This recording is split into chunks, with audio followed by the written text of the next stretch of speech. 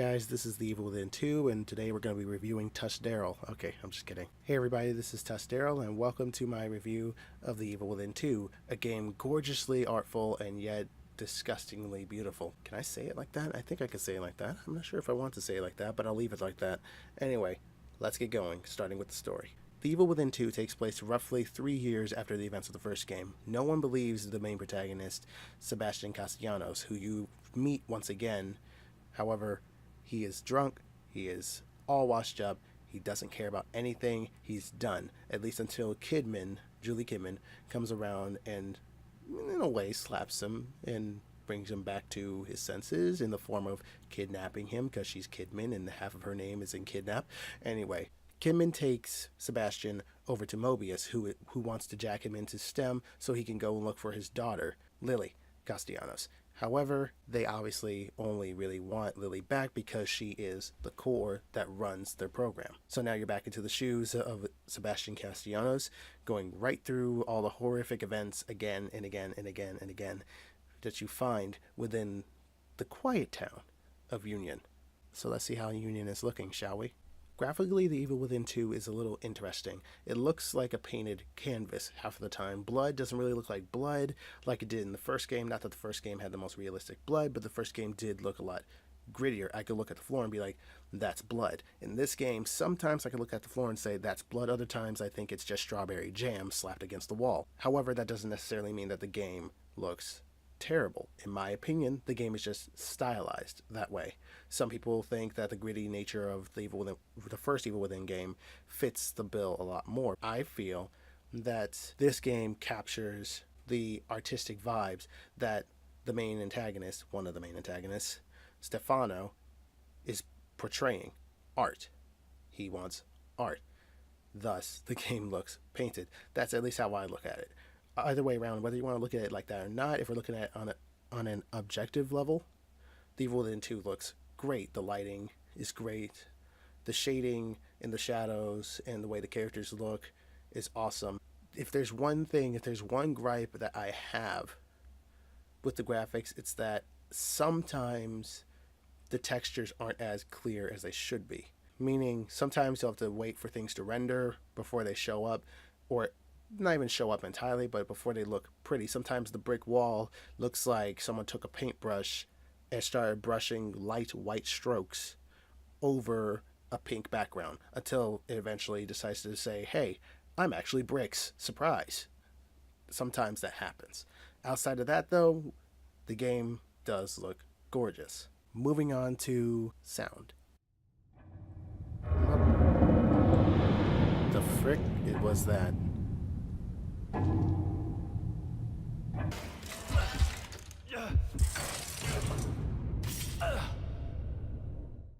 Now, obviously, in a survival horror game, you want to get your sound right. Otherwise, people won't be able to get to the scares that you want to scare them with. And people won't be able to avoid the scares if they don't want to see said scares.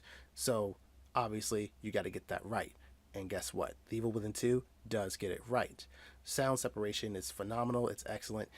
I realize I say those words a lot when I really like something. Anyway, sound separation is really good. I just downplayed it.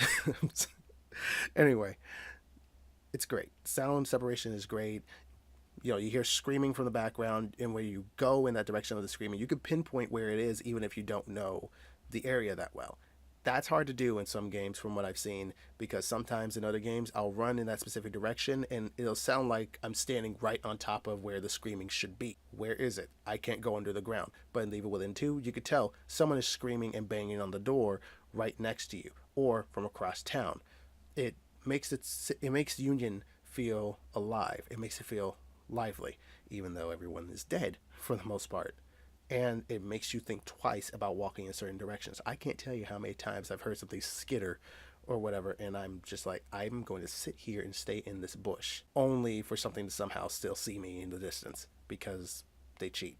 I'm just playing. Normally I just suck at hiding. Anyway, moving away from sound, let's talk about the music. I can't really say much of it because I don't really remember a lot of the in-game music. None of it really stood out to me. It felt like your standard, survival horror, music. It felt great when it was there. it was definitely interesting. Now, I will get on some of the other, and I don't mean get on in a bad way. I mean, like, I will talk about how the music is good in other areas, like say the obviously the save room music. You know, when you get to your safe rooms, Stefano's themes playing whenever you get to one of his pieces. You know, that kind of stuff is really cool. I like that music, but in game, the game really focuses a lot more on the sound and the ambience or ambiance, however you want to say it. It focuses mainly on the sound. So the music in the background or whatever is not something I was really paying attention to, and it didn't really stand out in a way. However, if you know how I am at this point, if you know what I like, if you've seen the gameplay videos, if you've seen my tweet, I really, really love the theme song for The Evil Within 2. It's so good. I love it. Moving on to gameplay. So in The Evil Within 2, they take a different approach and stop being as linear as they were in the first game and go for the more open area approach. I love the way someone said that in a comment I saw a while back in a different video when people were debating, hey, they added open world to a horror game. Oh my gosh, no, it's ruined. Adding open world to a horror game is terrible. Yeah, because it's not like Silent Hill ever did it, right? But it's not an open world. It's an open area. Anytime you enter a corridor or enter a building, the game gets linear once again, and the linear parts are where The Evil Within 2 really shines.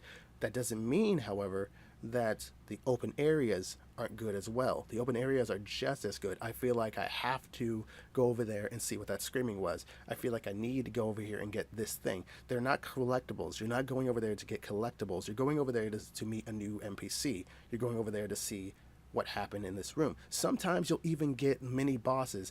I still haven't, you know, I still don't understand this one, I want to say ghostly woman who floats around through buildings and mirrors. She just pops up occasionally, and she has nothing to do with the main story to my knowledge, but she is horrifying. And I was talking to a friend of mine about that the other day, and he said that he never encountered her once throughout the story. I only encountered her because she is in a building that you can enter, that you can go to, and you'll run into her. But if you just run by the building and go on with the main story, you'll never have to encounter her. Some people don't even know she exists. I could be missing some other secret bosses. That's what the open area does, and that's great, and I love that. Shooting still feels about as a little awkward as it did in the first game. It's a little more precise, and as you upgrade yourself in the game, eventually shooting won't feel as weird, but the sway in the beginning is just wow. Sebastian, are you still drunk? Are you drunk even in STEM? Could they not help you out with that?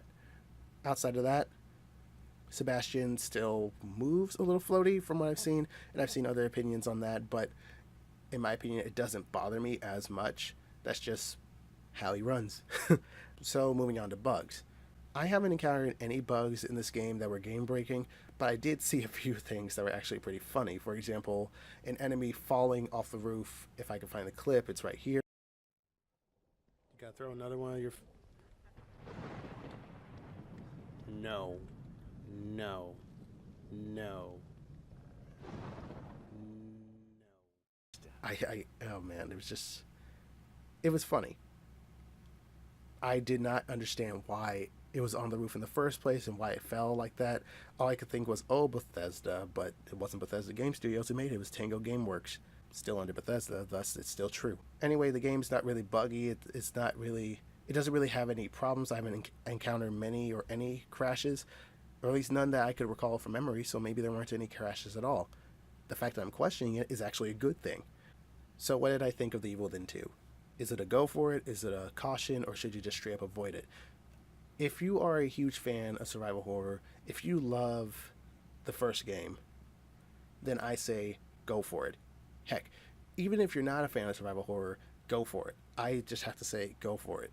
Now, that might be my fanboyism showing, but I'd beg to differ, because I will give a game crap even if I love the franchise if I feel like it doesn't hold up. This game is leagues better than the first one, and the first one was already an acquired taste for most people, including me. It took me a little bit, to get into it. This game escalates as it goes. It starts out one way, you think that it's going to keep going in that direction, then boom, it hits you with a hard left.